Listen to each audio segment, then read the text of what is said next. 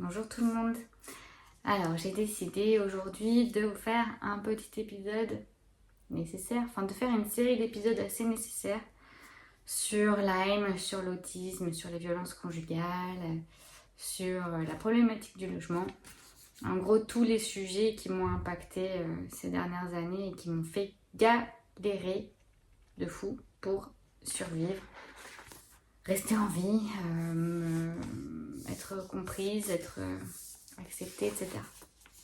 Donc on va commencer par, on va dire, le plus chaud, quelque part, parce que c'est de là où, quand même, où découlent les plus gros, où ont découlé les plus grosses problématiques ces dernières années, donc la maladie de Lyme.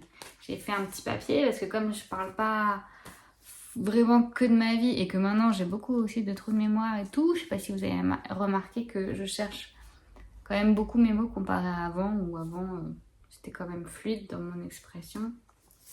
L'expression reste quand même ma expression verbale, ma force principale. Quand j'ai fait des tests neuropsy, c'était ce qui ressortait en plus, la note la plus haute. Donc c'est pour ça aussi que je peux quand même toujours bien m'exprimer malgré les gros problèmes neurologiques que j'ai. Donc, les questions, ça va être: qu'est-ce que la maladie de Lyme? Même si j'ai pas envie de refaire une énième vidéo dessus, mais au moins vous aurez aussi moi mes recherches, etc. Comment l'as-tu contractée? Quand et comment tu t'es rendu compte que quelque chose n'allait pas? Combien de temps t'a-t-il fallu pour obtenir un diagnostic? Et quels sont tes symptômes? Cette dernière question me hérisse au plus haut point parce que tout le monde me la pose évidemment et ça explose dans mon cerveau en fait, tellement il y a de symptômes, tellement tous les systèmes sont impactés, enfin bref. Donc à chaque fois ça me tend, j'ai juste envie d'écrire un PDF et de l'envoyer aux gens. D'ailleurs je l'ai fait plusieurs fois parce que j'en peux plus de cette question. Mais voilà, au moins une bonne fois pour toutes, je l'éluciderai en face de vous. Donc, toutes ces petites questions, c'est grâce à un ami qui s'appelle Sully, qui se reconnaîtra, qui vit aux États-Unis et qui s'était proposé de m'aider. Et on avait commencé à faire des séries comme des mini-épisodes d'interview en fait pour chaque sujet. Lui, il avait commencé par les violences conjugales. Mais voilà, on va commencer par Lyme. Du coup, qu'est-ce que la maladie de Lyme? Je vais essayer de ne pas partir dans tous les sens. Donc, la maladie de Lyme, c'est une maladie qui est transmise initialement par une tique. Moi, c'est comme ça que je l'ai attrapée. Il y a beaucoup, apparemment, quand même, de recherches et de cas cliniques qui peuvent avoir la maladie de Lyme via, malheureusement, les moustiques, les tans, les araignées et les puces. En gros, on dit tous les insectes hématophages, ceux qui se nourrissent de sang. Voilà, c'est un peu controversé, mais j'en suis... Je sais pas, plus ou moins, ça me parle. Parce que moi, notamment, les puces, à chaque fois que je me fais piquer par des puces, ça me rajoute beaucoup de symptômes. Donc clairement, oui. Et les puces, soit dit en passant, c'est la bartonellose. Donc, je reviens. On va dire grandement transmise par les tiques. La tique, c'est un animal qui se trouve dans les hautes herbes, les sous-bois. En général, ça explose, je crois, au printemps. Avril, mai, c'est vraiment à la cata. Et moi, c'est au mois de mai, je crois, 2019, que je me suis fait piquer. Donc, j'habitais dans une cabane pas isolée au milieu d'une forêt, qu'on appelait un peu comme un écolieu vers Aix-en-Provence, à Puyrica plus exactement. Et voilà, on était quelques habitants dans cet endroit, je vous en parlerai plus tard. Et j'ai retrouvé la tique dans mon oreille gauche, ici plus exactement, dans le creux là, le matin. Et je sais que j'ai dormi toute la nuit avec parce que je me rappelle très bien sentir une petite douleur bizarre au niveau de l'oreille et me retourner et tout. Et donc je me réveille le matin, je me regarde dans la glace Et je vois ça. Déjà, ma réaction, ça m'a vraiment dégoûtée. Mais vraiment, genre, c'est vraiment la sensation qu'on se fait vampiriser. C'est un insecte qui va boire le sang, il va se gonfler, gonfler, gonfler et faire comme une boule. Et quand il aura fini, il va se décrocher. Il aura fini de manger. Mais il peut passer plusieurs heures, je pense, jours, ou en tout cas au moins une journée sur son hôte avant de se décrocher. Pendant qu'il boit, tout dépend si on l'embête ou quoi, il peut régurgiter. Et cet insecte, en gros, il va auparavant normalement avoir piqué aussi des daims, des biches, des chevreuils, des rats, enfin d'autres animaux. Et il se gorge aussi de toutes les bactéries qu'il a chopées dans ces animaux-là. Et ensuite, s'il régurgite en nous, il nous transmet un cocktail de bactéries, dont la plus connue, c'est la Borrelia, comme on appelle, qui est une spirochète. Donc, c'est une petite bactérie qui ressemble à un petit tire-bouchon, enfin qui peut faire des petits tire-bouchons, qui peut être droite, qui peut changer beaucoup de forme. Elle peut s'enquister quand elle est agressée, donc en se mettre en forme de boule. Elle peut passer inaperçue auprès du système immunitaire. C'est pour ça que des fois c'est la galère. Enfin, c'est une merde cette bactérie. Voilà.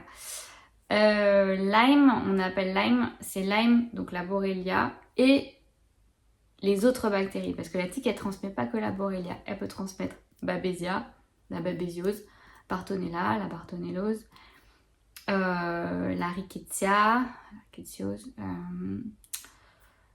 y a eu quoi, la fièvre Q, je crois.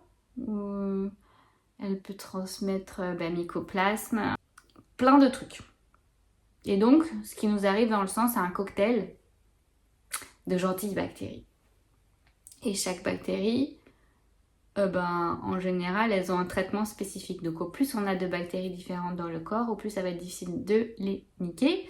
Parce que il faudra faire un traitement chez certaines personnes pour chaque co-infection, quoi, en gros. Donc voilà, est-ce que j'ai répondu à ce que la maladie de Lyme Alors, communément, on dit que cette maladie, elle ne dure, enfin c'est admis, qu'elle ne dure que une phase aiguë. Donc genre un mois. Normalement, je crois que la recommandation de l'Haute Autorité de Santé, c'est 28 jours d'antibiotiques. Et après, basta. Donc en fait, les gens qui ont été piqués, moi, j'ai pas eu d'antibiotiques parce que j'ai pas pensé. Bref. Et les médecins n'ont pas pensé non plus. Voilà. Donc c'est 28 jours d'antibiotiques et ensuite on est censé être guéri. Et pour la France et pour beaucoup d'autres pays, pour limite le monde entier, mais les États-Unis sont plus en avance quand même que nous là-dessus. Après ces 28 jours, voilà, on est censé être guéri et personne ne reconnaît la phase chronique. Donc moi, je suis en phase chronique depuis 2019, donc je peux bien témoigner qu'elle existe, comme des centaines de milliers de personnes en France et des millions de personnes dans le monde. Oui, cette phase chronique, elle existe. Donc là, on est au premier point de pourquoi c'est la merde d'avoir cette maladie, c'est que déjà, elle n'est pas reconnue comme il faut par le système de soins. Elle est reconnue bien dans sa phase aiguë, mais peu dans sa phase chronique. C'est en cours, hein. Il y a des gens qui reconnaissent que oui, il y a une phase chronique, mais c'est compliqué, quoi. Les médecins, pour eux, ça n'existe pas pour la plupart, en gros, parce qu'ils n'ont pas appris ça à l'école.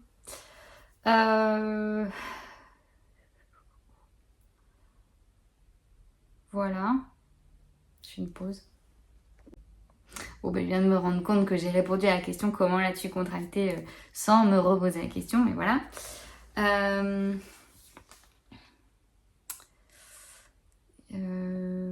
Voilà, et tout ça pour dire aussi donc un tout petit peu de prévention, que maintenant je sais mais qu'avant je ne savais pas.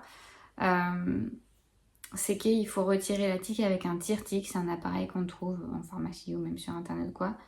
Et il faut la faire tourner délicatement pour la faire sortir sans qu'elle régurgite. En fait, il y aura beaucoup moins de chances de contracter la maladie si la tique ne régurgite pas. Alors moi, comme j'ai dormi avec et je me suis tournée dessus mon oreille toute la nuit, forcément, elle a dû bien régurgiter. Parce qu'en fait, dès qu'on la touche ou quoi, elle se contracte en fait pour régurgiter. Et moi, je pouvais, de toute façon, même si j'avais pas de tire-tic et que je connaissais pas ça à l'époque, j'aurais pas pu parce que c'était dans un pli, donc j'aurais pas pu tourner dans tous les cas. Donc quand je m'en suis rendu compte et que j'étais dégoûtée et tout, alors, par contre, je savais qu'il fallait, j'avais une toute petite fiche là dans le journal de Mickey, je me rappelle, j'avais plein de petites fiches comme ça, je les classais dans les petits classeurs qu'ils avaient fournis, le journal de Mickey, que mon père m'avait abonné à ce journal, et tous les cadeaux qu'on recevait avec. Et bon, du coup, je classifiais parce que j'avais les animaux que j'aimais beaucoup, etc. Il y avait différentes classifications. Et dans les animaux, eh ben, il y avait une photo d'une tique. Et donc, j'avais lu quand même ce que c'était. Ça me dégoûtait rien que de voir la photo. Et donc, quand j'étais petite, j'avais lu ce que c'était. Et j'avais lu qu'il fallait pas la retirer non plus la barbare, en gros. Et qu'il fallait, voilà, bien retirer tout. Mais la tire-tique, ça m'était... Voilà, bref. Donc, j'ai mis tout ce qu'il faut pas faire. J'ai mis de l'amande poivrée. Parce que j'avais vu une vidéo sur internet où elle mettait 2 gouttes de menthe poivrée sur une tique et la tique se détachait et se barrait. Donc voilà, j'ai mis ça. J'ai mis du vinaigre. J'ai mis de l'alcool à 90. J'ai mis de la lavande un peu pour aussi désinfecter et tout et apaiser. Et elle est restée en place. Donc ce que j'ai fait, je l'ai même pas senti bouger à rien. Donc ce que j'ai fait, j'ai pris avec mes... Quand même j'ai des ongles, j'ai pris mes ongles. J'ai pris bien dessous là où on sent qu'il y a le petit rostre là, le petit pic. Et je l'ai arraché et en même temps je l'ai jeté. Genre j'ai jeté à travers la maison. Voilà, je l'ai même pas récupéré, j'ai même pas fait quoi que ce soit, alors que c'est con parce que je sais maintenant qu'on peut les faire analyser par exemple. Enfin, voilà. Donc voilà. Et donc c'est très bête, il faut absolument rien mettre sur une tique, ni alcool, ni vinaigre, ni huile essentielle, que dalle. Il faut vraiment prendre le tire-tique. Et après, il faut bien désinfecter, alcool à 90 et arbre à thé. J'ai lu, de ce que j'ai lu dans les recommandations d'usage, beaucoup d'arbres à thé sur au moins 2-3 semaines, quoi. Et aller chez son médecin et insister le plus possible pour avoir des antibiotiques, peu importe si le résultat sanguin est positif, négatif, prendre des antibiotiques pendant 28 jours et même plus, quoi. Le maximum que vous pouvez au début, en gros. Voilà comment je l'ai contracté. On va dire que c'est répondu, la question. Comment et quand et comment tu t'es rendu compte que quelque chose n'allait pas? Alors, à l'époque, j'avais déjà tellement de problématiques.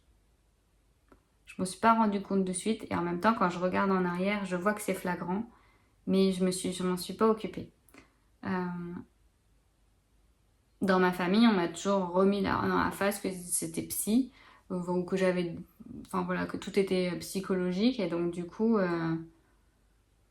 je m'étais beaucoup concentrée sur ça. J'avais été thérapeute, hypnothérapeute, etc. Donc effectivement, moi, je me concentrais toujours sur le mental, que tout vient du mental, etc. Et donc voilà, je me disais, c'est que ça ne doit pas aller au niveau de la période de la vie, au niveau de plein de trucs.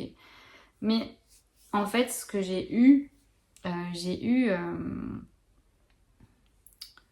des gros maux de tête, mais énormes, ceux que normalement vous avez vu là dans la vidéo, je me tords de douleur et je hurle, etc. J'ai eu ces gros maux de tête là, terribles. Terrible, mais souvent c'était suite à des situations stressantes. Mais là où j'ai pas vu, c'est qu'avant, les situations stressantes, ça me mettait pas dans cet état aussi terrible, avec des douleurs aussi énormes que ça. Mais donc avec des nausées, avec l'envie de vomir jusqu'ici, parfois avec des vomissements en jet, enfin c'est catastrophique quoi.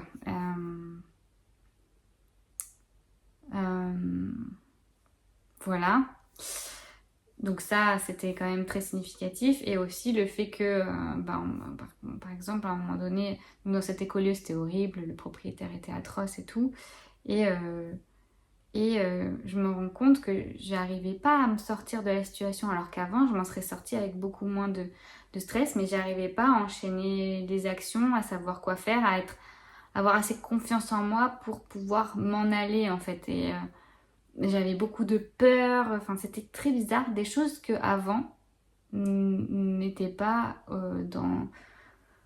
aussi intense en fait, et que j'arrivais bien à gérer. J'ai fait plein de choses dans ma vie, j'ai toujours géré quand même comme il faut les peurs, les angoisses, etc. Et jamais je me suis laissée déborder à ce point.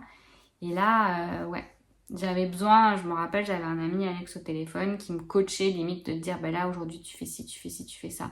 Là tu contactes tel truc, là tu fais ça. Enfin, et tu vas y arriver, t'inquiète pas, machin. Et j'étais là dans le bus à l'appeler, à être accrochée au téléphone pour...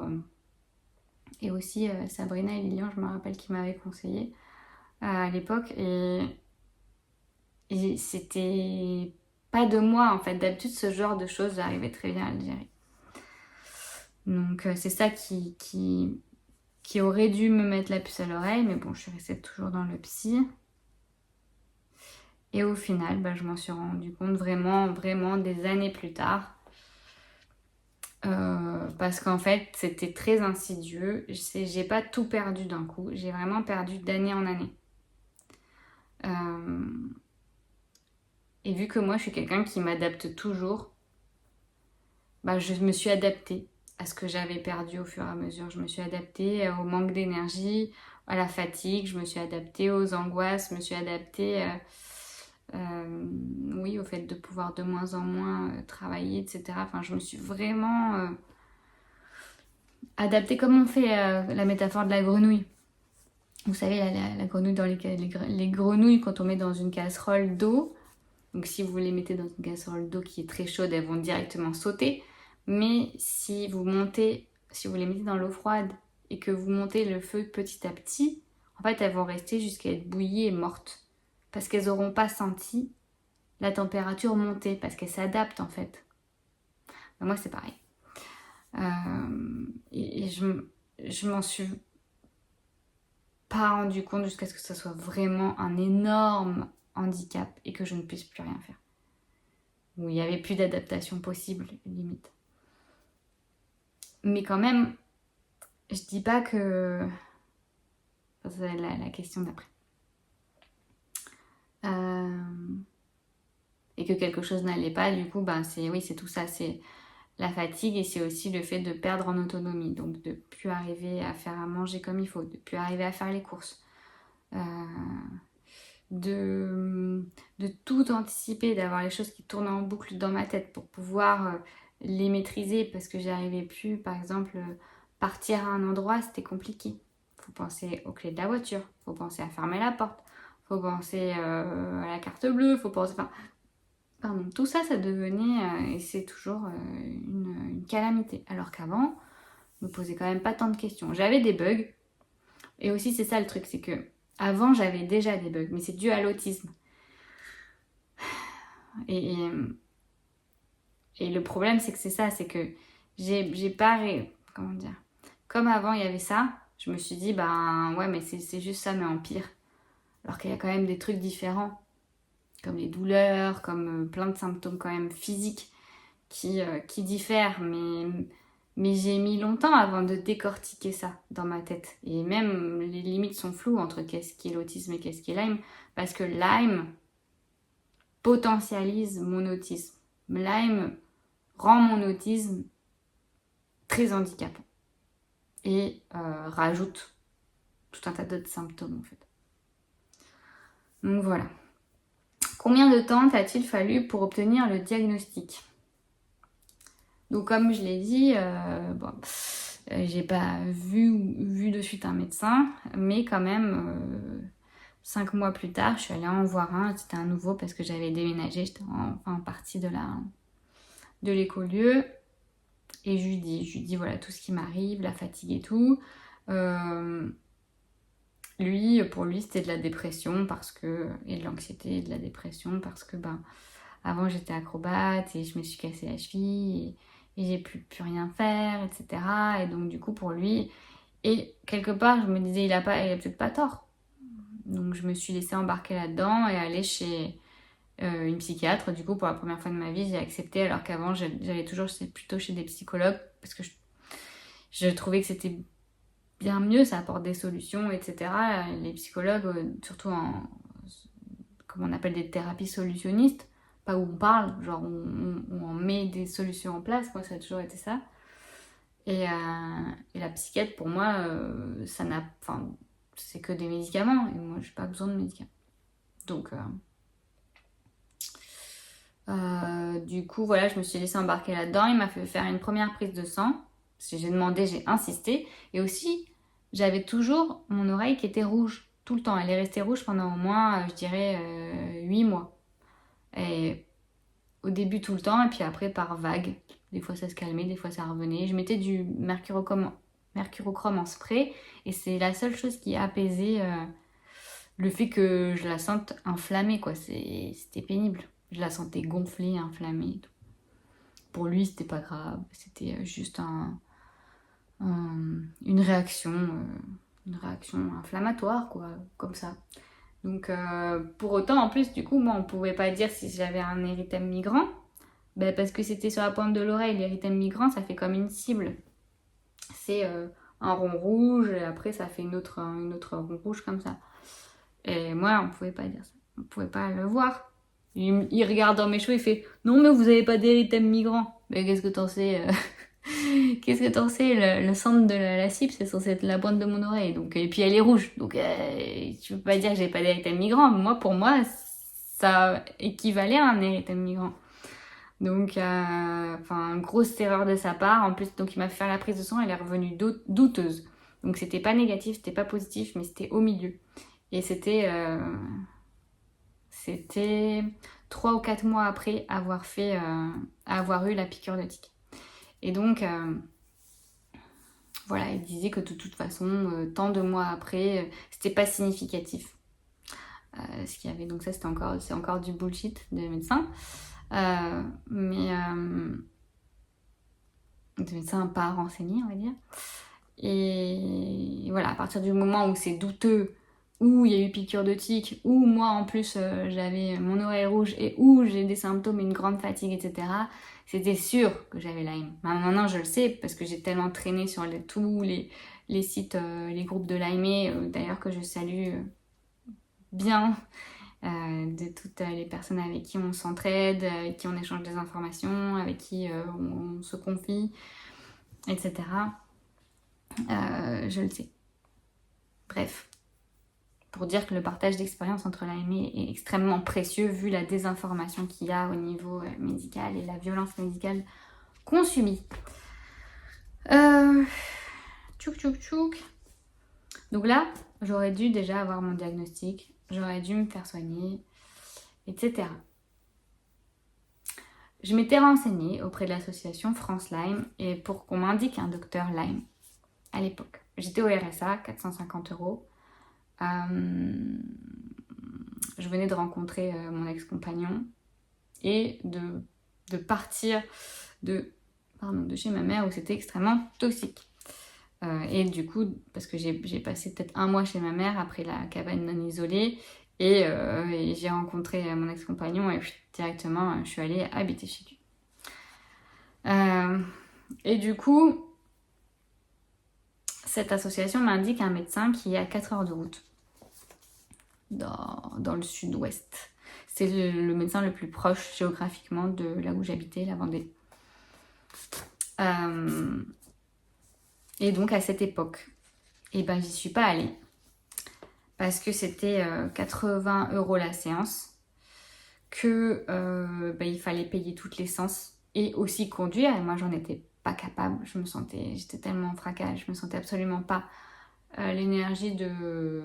Et puis j'avais plus de voiture aussi à l'époque. Donc je me sentais pas capable de toute façon de faire ce périple et j'avais pas l'argent en fait mensuellement pour y aller.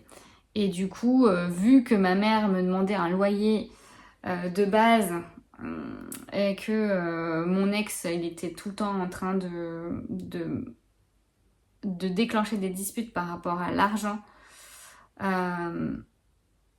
bah, j'ai mis ça sous le tapis et je me suis dit, ben, c'est trop cher, je peux pas me le payer, je peux pas leur demander. Enfin, ma mère, je peux pas lui demander, vu que, ben, voilà, vu comment elle est. Et puis,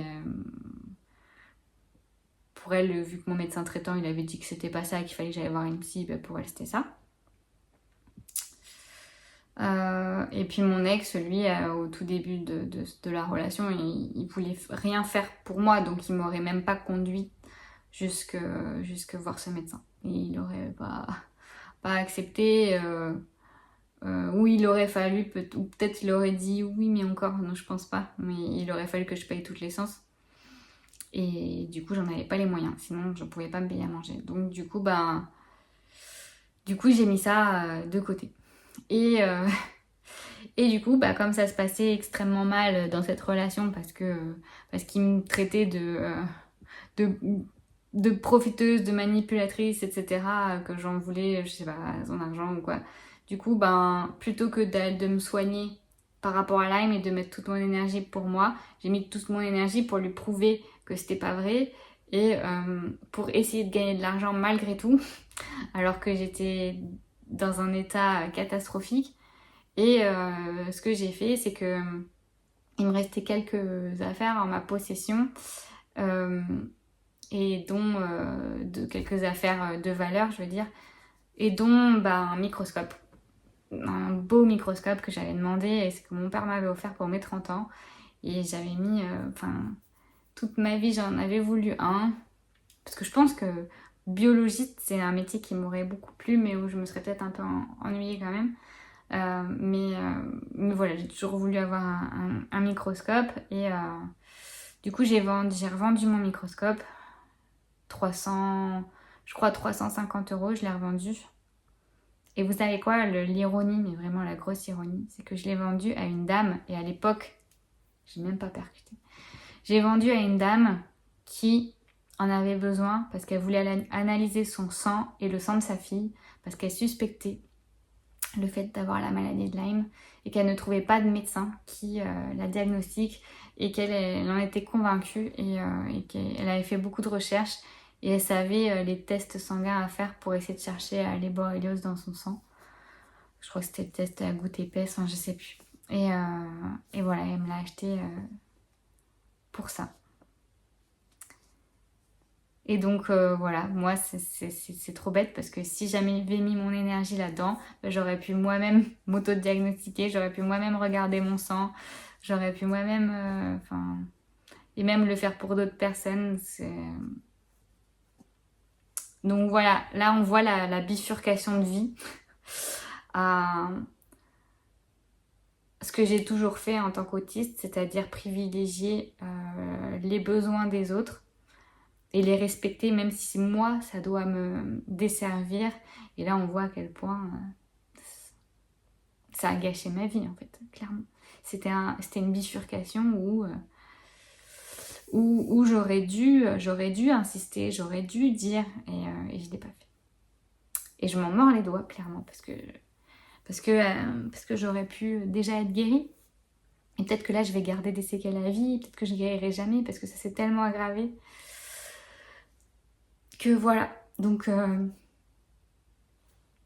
quelque part aussi en tant que autiste, et ça m'a vraiment maintenant tout me revient en pleine face et je me dis qu'il faut absolument maintenant que j'arrête de faire ça en fait, d'arrêter de faire ça avec les gens et de les privilégier à eux plutôt que moi. Et du coup c'est un exercice terrible quoi. Au quotidien, dur, c'est extrêmement dur de remettre tout à soi. D'abord, de dire non, d'abord moi j'ai besoin de ça, non, d'abord moi j'ai besoin de ça. Parce que moi c'est automatique en fait. Automatique. Pour le bien-être de tous en fait, pour moi il faut que l'autre soit bien. Donc du coup, j'ai vendu mon microscope, 350 euros, et avec ces 350 euros, je me suis payé un stage, mon premier stage en tant que comédienne, parce que c'était ce que j'avais identifié déjà, de une, que je voulais faire, et de deux, l'intermittence, c'est 43 cachets par an, donc 43 journées travaillées par an, et je me disais avec le peu d'énergie que j'ai et ben ce sera le seul métier que je vais pouvoir faire. Parce que je vais tout donner pendant ces 43 jours et après je pourrai me reposer. En fait, c'était ça aussi. Enfin, mais c'est vraiment les deux. Je veux dire, pas un n'est plus bas que l'autre. C'est vraiment, je voulais faire ce métier. Et vraiment, je savais qu'au niveau de ma santé, c'était la seule chose que je voyais, en fait. Et même, je visais même pas l'intermittence parce que je me disais que j'y arriverais jamais parce qu'il fallait quand même tout un chemin, il faut être connu, etc. Donc moi, je visais, par exemple, des gros cachets. Par exemple, être payé pour une pub 2000 euros et du coup pouvoir garder, que ça me fasse vivre pendant 4 mois ou un truc comme ça, enfin des choses comme ça. Et je me disais, bah, si j'ai genre 4 pubs par an ou 5 pubs par an, et ben en fait ça peut me faire vivre en fait. Voilà. Et au final j'ai eu mon intermittence. Et je pensais pas. Mais ça a été au prix de ma santé du coup. Et je me suis dégradée. Donc moi j'étais fière parce que je pouvais ramener de l'argent entre guillemets. Et pour la première fois depuis que j'avais arrêté kiné, j'ai pu de nouveau être indépendante financièrement, mais au prix de ma santé qui a dégringolé, où je suis devenue de plus en plus en incapacité au fur et à mesure des années.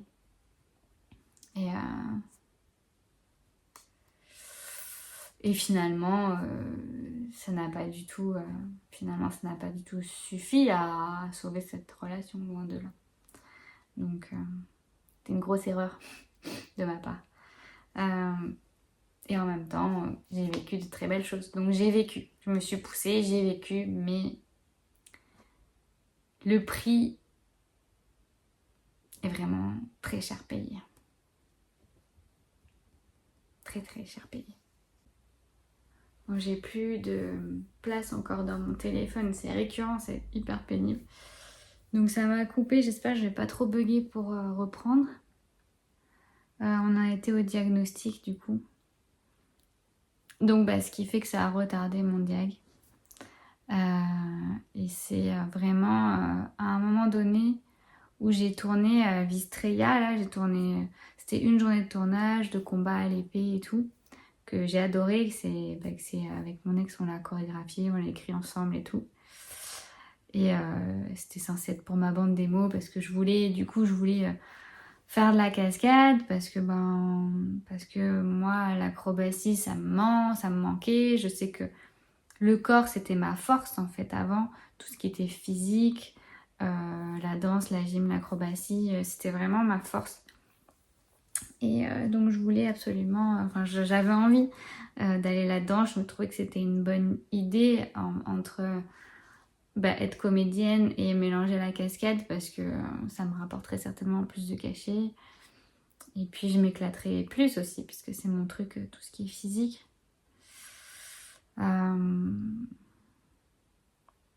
Puis après cette journée de tournage, j'ai été fracassée pendant, je dirais 2 ou 3 semaines.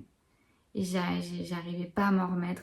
Je voyais bien que j'arrivais pas, là pour le coup c'est là où ça a commencé, j'arrivais plus à faire à manger, même des trucs simples, j'arrivais plus à faire les courses. Enfin je dis toujours ça, mais c'est parce que c'est vraiment les choses de base d'un quotidien qui font quand même la survie, et quand on n'arrive plus à les faire, c'est chaud. Et j'étais constamment allongée sur le canapé, je me rappelle.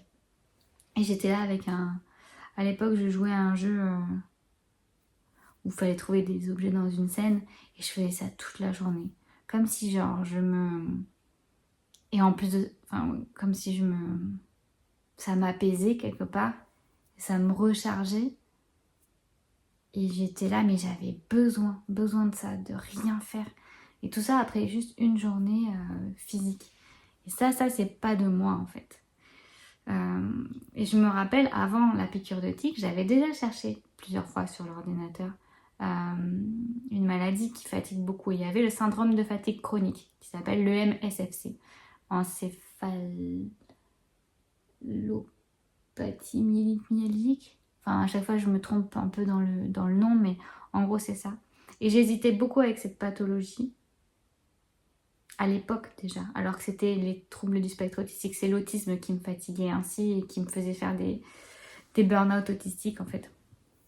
Mais parce qu'en fait, l'EM, je pouvais pas vraiment avoir l'EM parce que c'est vraiment, l'EM c'est des crashs énormes qui font suite à des activités physiques justement et qui sont de plus en plus courtes et de plus en plus, comment dire, au plus ça va quand la maladie s'aggrave, au plus les crashs, donc c'est-à-dire là où on a zéro énergie, là où on est vraiment pas bien, on peut plus rien faire, ils surviennent tôt. C'est-à-dire, par exemple, imaginons au début, il fallait 1 semaine de sport pour avoir un crash. Après, il faut 5 jours de sport. Après 2, après 1, après 1 heure, après 30 minutes. Et là, du coup... et puis après, c'est même... quand c'est du sport intense, mais après, c'est même pour des petites choses. Genre, voilà, faire les courses, porter des sacs. Porter des choses lourdes. Au début, on pouvait les porter pendant 30 minutes, après 5 minutes, après 1 minute, et après, c'est un crash quand même, après des toutes petites choses où on peut plus rien faire. Et du coup, c'est là que même maintenant, ça élucide des choses. C'est qu'avant, c'était pas du tout le MSFC, c'était l'autisme. Et maintenant, par contre, j'ai toutes les caractéristiques de l'EMSFC. Mais c'est Lyme. Parce que tout ça vient depuis la piqûre de tique. Avant la piqûre de tique, je pouvais, par exemple, je travaillais dans un bar à un moment donné en tant que serveuse. Et je pouvais, donc je bossais de 17-18 heures jusqu'à 2 heures du matin avec de la musique dans les oreilles tout le temps et j'étais à fond. J'étais à fond de 18 heures jusqu'à 2 heures du matin, jusqu'à passer toute la serpillière dans le bar et tout, jusqu'à reconduire chez moi. Et donc, c'est pas ça qui me faisait fatiguer, c'était la répétition de ça plusieurs fois par semaine. Moi, je pouvais pas faire plus de 3 jours par semaine, sinon j'étais morte. Morte de chez morte. Bref. J'en reparlerai dans la vidéo de l'autisme. Mais c'est bien parce que voilà, ça me permet moi aussi de faire le tri, parce que c'est extrêmement dur de faire le tri entre qu'est-ce que c'est ci, qu'est-ce que c'est ça, et pourquoi j'ai pas ci, etc. Voilà, toujours très compliqué, mais... Tchouk, tchouk, tchouk. Donc après ça, après Vistreya, ouais, je me suis posé beaucoup de questions. J'étais extrêmement fatiguée et c'est grâce... Et en fait, à un moment donné, j'ai eu une infection urinaire, comme souvent. Et comme j'avais jamais de médecin traitant, parce que c'est un désert médical, la Vendée, et même le 44, maintenant pour avoir un médecin traitant c'est très difficile. Du coup j'allais sur Care, c'est une plateforme, c'est une application, Qare, ça m'a sauvée. J'ai rencontré à chaque fois des super médecins adorables, très à l'écoute, très humains, tout le temps. Et donc du coup, ce monsieur, il était en Guadeloupe. C'est Dr Chemla et c'est un médecin généraliste et extrêmement à l'écoute. Je lui parle de mon infection urinaire, il reconnaît, enfin il me dit bah, vous êtes bien renseigné, etc. parce qu'il voit que je sais comment me soigner. Et il dit c'est rare les gens qui savent aussi bien en gros ce qu'ils ont quoi. Et je dis oui, il me fait sinon Madame Pagès, est-ce que vous avez autre chose à me demander? Est-ce que vous avez d'autres... Bah ouais, d'autres choses. Déjà, j'étais choquée. Parce qu'il m'a pas expédié, quoi. Et j'étais là, bah en fait, après, à part ça, je suis fatiguée. Tout le temps fatiguée. Mais bon, ça, j'y m'y étais faite, en fait. Et il me fait, comment ça? Je dis, bah, donc je lui explique que je suis fatiguée, que c'est horrible, qu'à chaque fois que je fais un exercice physique, après, je me crache, que j'ai plus d'énergie, que je mets des semaines à récupérer et tout. Il dit, mais c'est pas normal.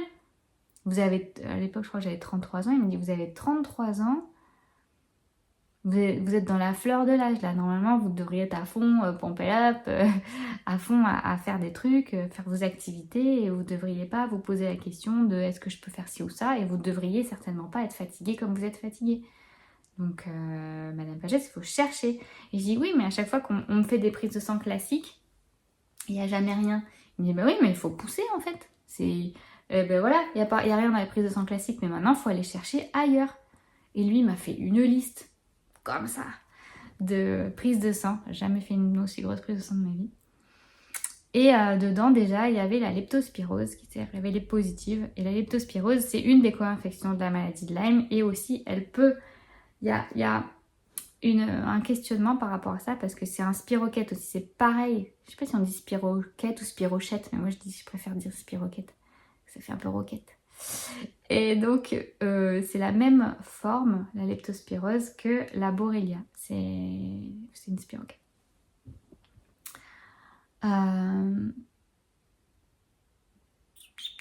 Et donc du coup, déjà c'était un grosse chose. Mais voilà, lui il me dit, bah ouais, mais par contre si vous aviez la leptospirose, là vous seriez vraiment pas bien, quoi. Vous seriez au lit tout le temps, H24, vous seriez sur le bord de mourir et tout. Et donc il y a un peu de la désinformation, enfin de la mauvaise information parce qu'en fait on peut très bien avoir ces pathologies mais elles s'expriment pas dans leur plein potentiel comme ils le pensent, etc. Et pour autant ça peut nous handicaper, quoi. Enfin bref. Donc il y avait ça.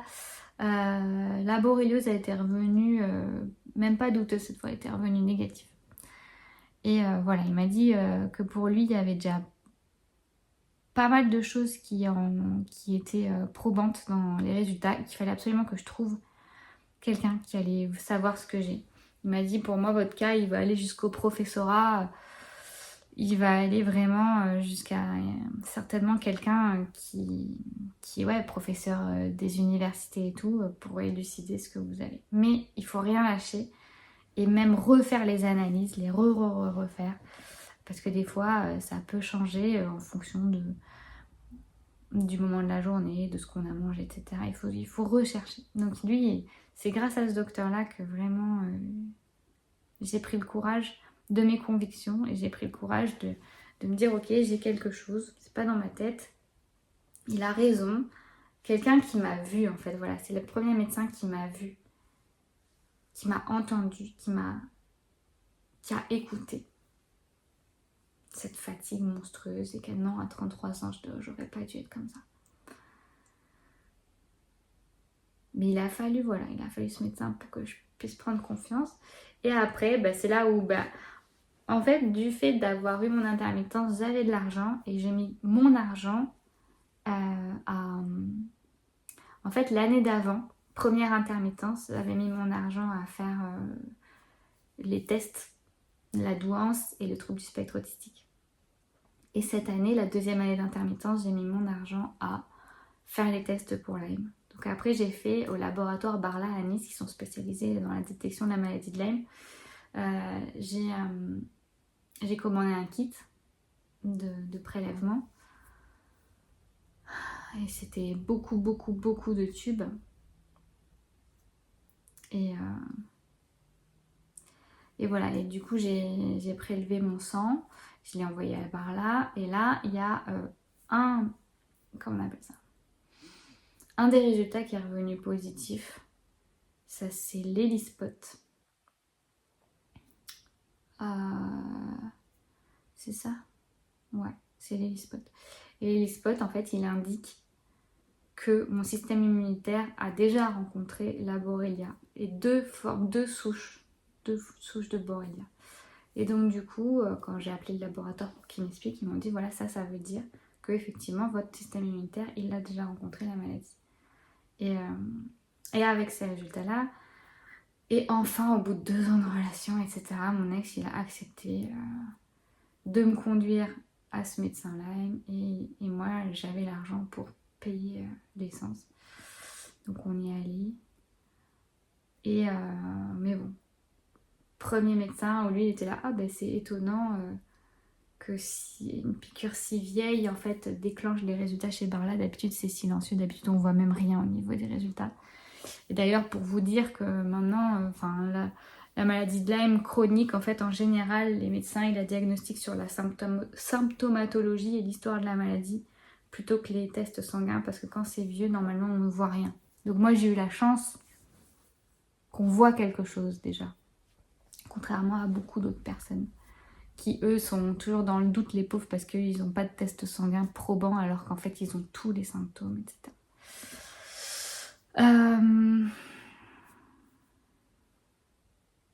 J'en étais où? Ah ouais. Et ouais, lui il se mouillait pas trop, etc. Enfin bref, je vous passe beaucoup de détails, mais j'ai eu, en plus de lui, après lui, j'ai eu 1, 2, 3 médecins Lyme dont j'ai pas été vraiment satisfaite et qui ont tous reconnu que j'avais Lyme. Pour eux, c'était sûr. Mais dans les traitements, dans l'approche, etc., c'était pas ça du tout. Ça m'aidait pas, j'étais pas prise en charge. Et donc le vrai diagnostic officiel, c'est-à-dire quelqu'un qui l'a écrit sur un certificat médical, il est que depuis le mois de mai de cette année, 2024. Voilà. Donc 2019, mai 2019, ma piqûre de tique reconnue officiellement en mai 2024. Voilà. La longueur du truc, quoi. Sachant qu'au plus ça s'empire, au moins on a de chance de... Enfin, au plus on attend, au moins on a de chance de guérir. Enfin, bref. En tout cas, de conserver des séquelles. Mais bon, voilà. Quels sont les symptômes? J'essaie de faire vite. Oh mon Dieu, c'est la question la pire. Donc, je dis toujours mon symptôme le plus handicapant et que j'avais pas du tout avant, c'est l'hyperacousie. J'avais une misophonie, ce qu'on appelle, il y avait des sons que je supportais pas. Mais j'avais pas une hyperacousie. Et là, ma misophonie elle est encore plus accentuée, elle prend des proportions de dingue. Donc, bruit de la VMC, je supporte pas, je dois couper la VMC. Le bruit des appareils électriques en tension, comme ça, qu'on entend à peine, je supporte pas, je suis obligée de tout couper. Le bruit des couverts dans un tiroir, je suis obligée de mettre un casque anti-bruit. Le bruit de poser une casserole sur une gazinière, casque anti-bruit.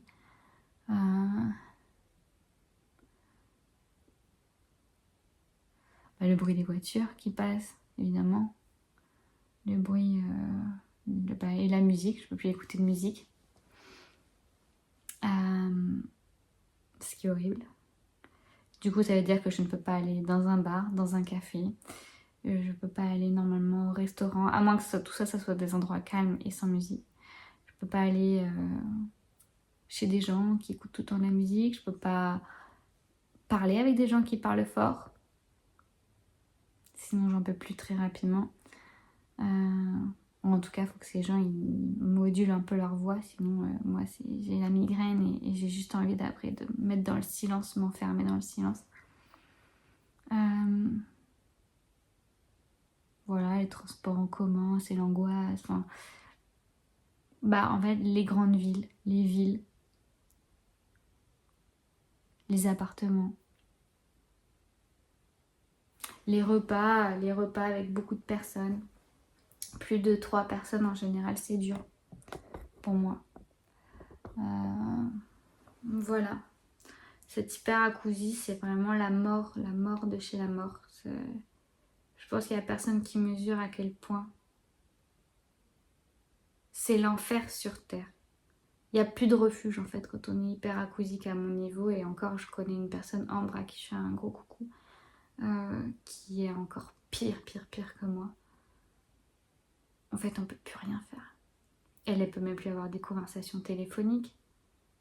Moi, des fois, c'est dur. Des fois, il y a des moments où je demandais aux gens de chuchoter parce que je ne pouvais plus. Même là, moi, au bout de là, ça fait 30 minutes que je parle, je me saoule moi-même. Je me donne mal à la tête. Le bruit de ma voix, ma propre voix, commence à me... C'est une catastrophe. Donc ça, c'est vraiment la pire chose. Si j'avais pas l'hyperacousie, ça serait bien mieux. Parce que du coup, je pourrais au moins avoir une vie sociale encore. Un petit peu. Donc voilà. Ensuite, l'hyperacousie. Ces grosses douleurs là où vous me voyez pleurer et hurler de douleur, ça vient des omoplates, entre les omoplates, comme dans les nerfs et dans les muscles, ça remonte dans le cou, ça vient en casque, comme ça. Dans la tête, ça me transperce ici, jusque ici dans le palais, et dans la mâchoire. Et tout ça, ça fait un bloc de douleur horrible. Et mon cerveau, j'ai l'impression qu'il est trop gros pour ma tête et qu'il va faire péter le crâne tellement il est inflammé. Comme j'appellerais ça une méningite, c'est comme si les méninges triplaient de volume et faisaient comme un syndrome d'éloge du cerveau. Syndrome d'éloge, c'est quand c'est trop comprimé en fait, quand les muscles sont trop comprimés et qu'ils commencent à se nécroser. Et moi j'ai cette impression-là, que ça crée limite une nécrose tellement c'est comprimé. J'ai aussi du coup apparemment ça vient tout ça d'une vascularite, donc j'ai tous les vaisseaux, inflammation de la paroi des vaisseaux sanguins, c'est pour ça que j'ai aussi mal. J'ai du coup les veines qui explosent à certains endroits du corps. J'ai des douleurs au niveau des ganglions, donc sous l'aine, ici, sous l'aine, c'est l'aisselle, hein, pardon, l'aine c'est là, donc au niveau de l'aine, sous les aisselles et ici, mais le plus c'est au niveau de l'aine, et je sens les ganglions qui travaillent, ça me fait mal, comme s'il y avait des cailloux qui passaient dedans, dans le système lymphatique. Atroce, atroce, atroce. J'ai souvent une sensation de caillot, et c'est pas qu'une sensation, qui passe dans les veines, genre comme s'il y avait des boules qui passaient. Et en fait, ça, c'est des agrégats de bactéries. Soit elles s'agrègent avec des métaux lourds, des choses comme ça, soit elles se mettent en forme enquistée parce qu'elles sont attaquées trop par les médicaments ou le système immunitaire. Du coup, elles se défendent en se mettant en boule. Et après, elles créent des boules et des inflammations au niveau des vaisseaux. Elles les bouchent, elles les font éclater. Et c'est extrêmement douloureux et flippant. Je connais des gens qui ont fait des embolies pulmonaires, des arrêts cardiaques, des AVC à cause de ça en fait. Et moi j'ai fait comme un accident ischémique transitoire, donc c'est la stade avant l'AVC, quand j'étais en Indonésie et j'arrivais plus à parler. Il y avait à peu près une demi-heure par jour où je n'arrivais plus à parler d'un coup. J'avais un interlocuteur en face et ça passait plus, j'arrivais même plus à former des mots. Pas par fatigue, hein, mais parce que c'était plus connecté quoi. Puis moi avec toutes les connaissances de kiné que j'ai au niveau neuro, ben en fait ça me fait sens tout ça, je sais ce qui m'arrive en fait, je le sais. Voilà, qu'est-ce qu'il y a d'autre? Ça touche tous mes systèmes, j'ai des douleurs cardiaques, des douleurs au niveau de la vessie, vessie vaginale finalement, les infections urinaires peuvent être aussi liées à Lyme du coup, plutôt cystite interstitielle. Donc les vaisseaux, le cœur, j'ai des douleurs, des fois des grosses douleurs cardiaques. J'ai mal dans les articulations, toujours les mêmes. Et ça migre. Des fois j'ai mal au poignet, au coude, à l'épaule, à la cheville, au genou, à la mâchoire des fois. Très très très douloureux. Une fatigue qui n'est pas une fatigue, c'est un épuisement total, comme si, j'ai toujours c'est comme si on était à un téléphone et qu'on avait 1% de batterie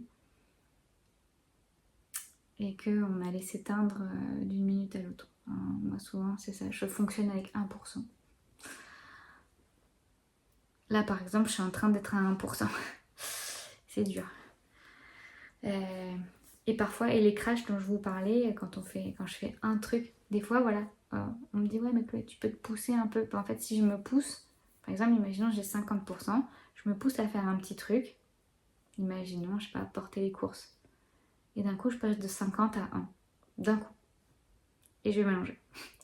Et après il me faut des semaines, des jours pour récupérer. Donc c'est pour ça que j'ai peur de me pousser, parce que je sais très bien les conséquences.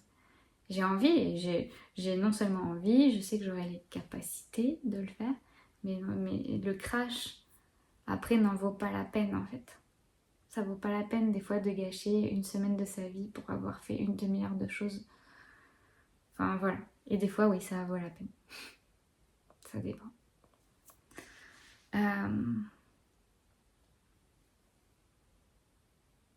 Genre là, si j'ai atterri à l'hôpital cette année, c'est que j'ai fait trop d'acrobatie, mais je voulais en refaire. J'en avais marre. J'en ai marre de passer à côté de ça. Et voilà, et j'en ai refait et ça m'a déclenché une énorme vascularite, l'AIT, le fait que j'aille à l'hôpital, des inflammations de tous les côtés, et depuis la vascularite, elle n'est jamais passée. Et du coup, ça me provoque des troubles cognitifs. Plus en plus je me pousse au niveau physique, plus ça me provoque des troubles cognitifs. Je sais pas pourquoi. Je sais pas pourquoi c'est lié les muscles au cerveau. Mais du coup, j'ai plus de mal à enchaîner les pensées, perte de mémoire. Je suis fatiguée là. J'ai envie de la boucler la vidéo. Il y a plein de trucs que je vais pas vous dire. Du coup. Voilà, du coup, je commence à. Je sais pas si vous sentez là l'énergie qui diminue. J'ai l'impression que j'arrive même plus à parler quasiment.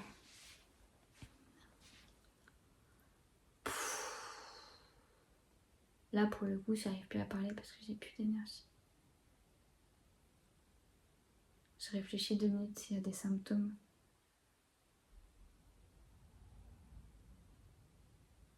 Ouais, j'étais perte de mémoire alors que mon cerveau, avant, j'avais jamais aucune perte de mémoire. Zéro. J'ai des trucs cutanés aussi, des taches blanches qui apparaissent sur la peau alors qu'avant, j'en avais pas.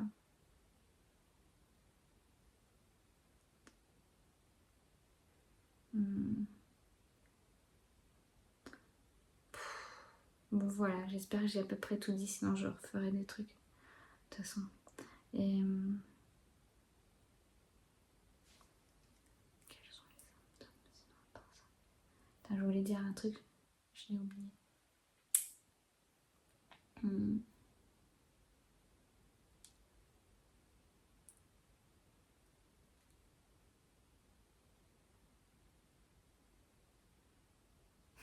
Là c'est le vide dans mon esprit, là il y a du vent qui passe.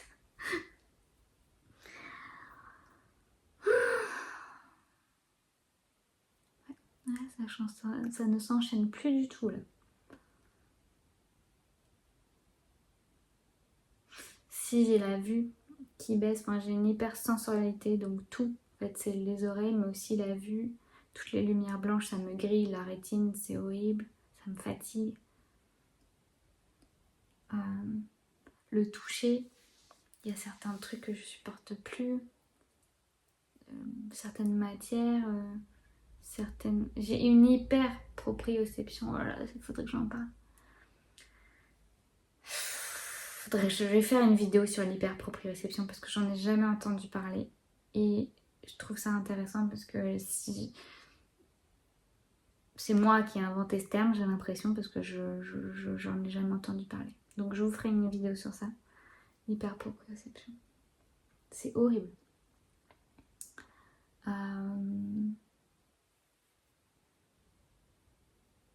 Ouais, j'ai envie de vomir souvent. J'ai une hypochloridrie, donc l'estomac qui est pas assez acide pour digérer. J'ai des problèmes génétiques apparemment, j'ai fait d'autres prises de sang au niveau de la barrière intestinale, donc ce qui favorise aussi beaucoup de choses. Et ce qui fait que je peux pas trop prendre d'antibio parce qu'elle est déjà détruite.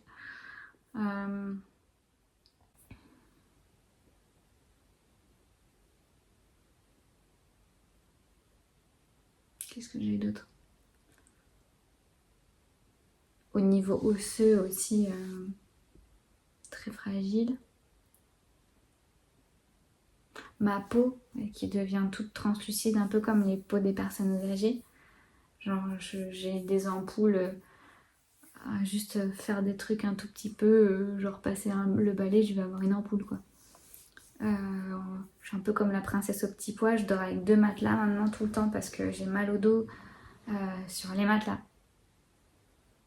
J'ai mal au dos s'il y a un pli de mon pyjama qui se fait dans mon dos, je vais avoir des douleurs de fou. Donc ça fait un peu fibromyalgie, vous voyez.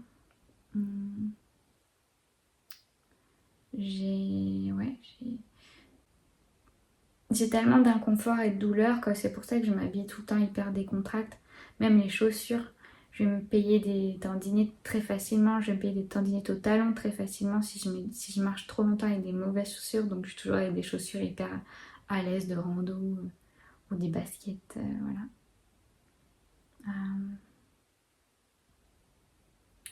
Ouais, il doit y en avoir plein d'autres encore, mais on va dire que ça, c'est les principaux. Si j'ai une électrosensibilité, donc tout ce qui est les ondes, les appareils électroniques, le wifi, les trucs très connectés, les grandes villes, tout ça. Ça me fatigue énormément et ça, je sens que ça agite les bactéries en fait. Ça me crève et ça les agite complètement.